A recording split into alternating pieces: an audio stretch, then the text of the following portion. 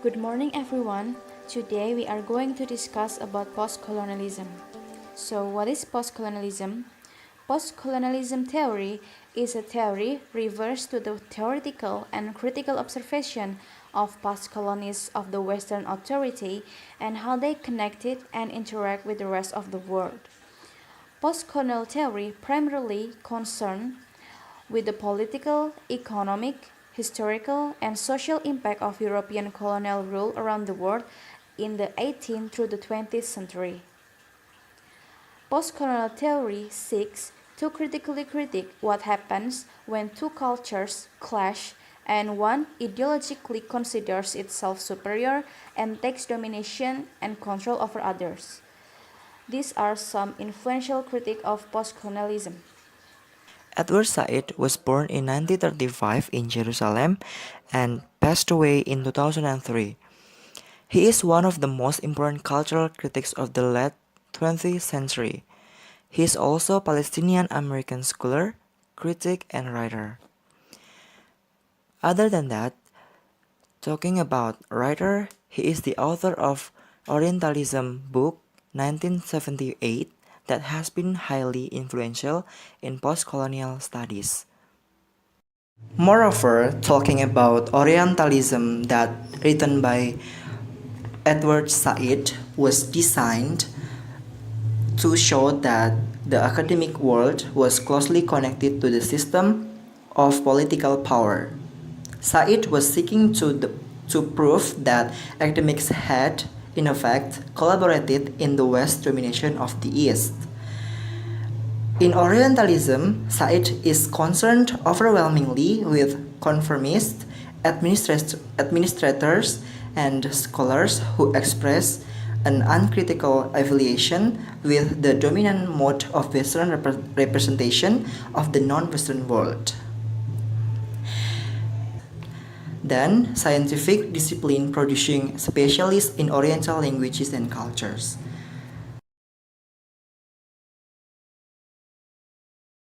Second, Gayatri Chakravorty Spivak. She is an Indian scholar, literary critic. She is a postcolonial critic who closely follows the lesson of deconstruction and whose work creates political difficulties. She is also a translator and the author of the important translator preface to Derrida of Cremanology, 1976. This book is written by French philosopher Jacques Derrida, in which the author discusses writers such as Claude Lévi-Strauss, Ferdinand de Saussure, Jean-Jacques Rousseau, etc. She puts concern on feminism and Marxism. She also wrote an essay, Can Subalterns Speak? She described as a third world woman, hyphenated American, Bengali exile, and practical deconstructionist feminist Marxist.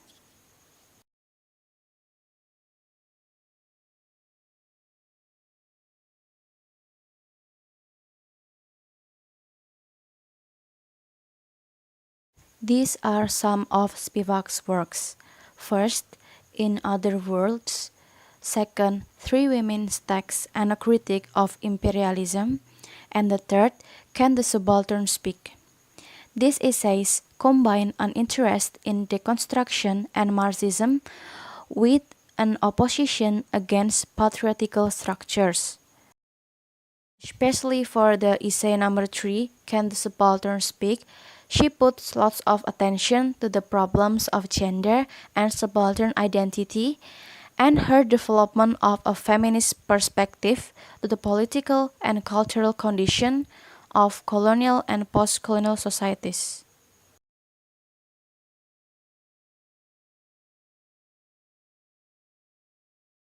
And the third theorist is Homi K. Bhabha. Homi K. Bhabha is an Indian English scholar and critical theorist.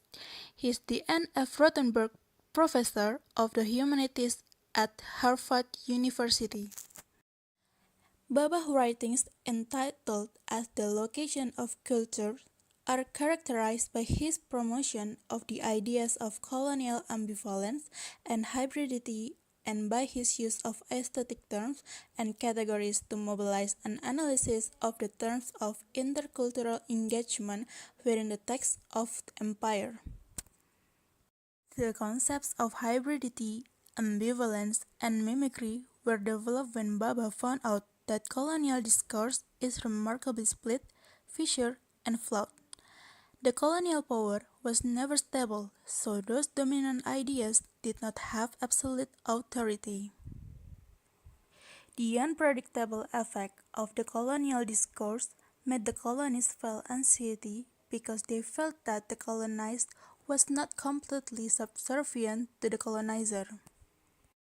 Because of that condition, Baba looks for moments where the colonial domination fails and brings unexpected results and make the colonized have the possibility to act in agency. Baba sees hybridity as a problematic of colonial representation which reverses the effects of the colonialist disavowal of difference, so that other denied knowledge enter upon the dominant discourse and estrange the basis of its authority. This means that the colonizer feels anxious if the colonized becomes more superior, so that the colonizer thickens cultural and social boundaries between the colonizer and the colonized to show that the colonizer is superior than the other.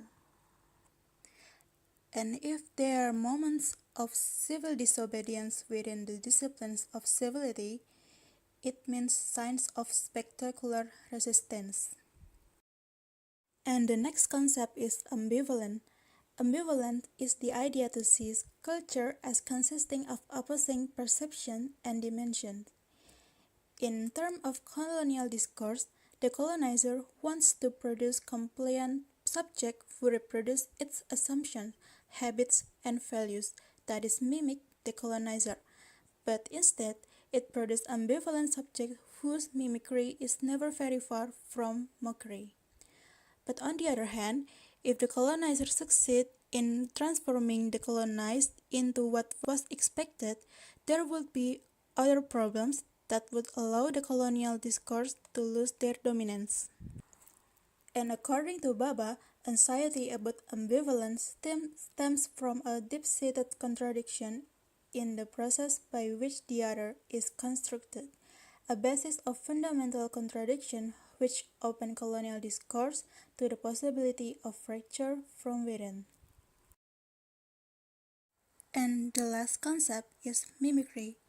Mimicry appears when members of colonized society imitate and take on the culture of the colonizer.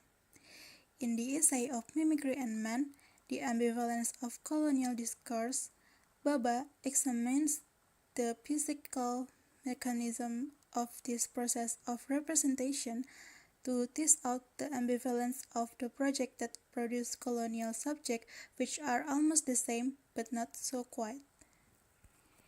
It can say that mimicry is at once resemblance and menace.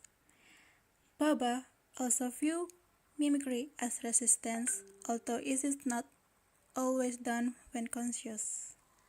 With the concept of mimicry, the colonized are not viewed as the object that can be controlled by colonizer. The colonized imitates, but not submissive. These are literary works that related with experts' concept. First, there is Aladdin.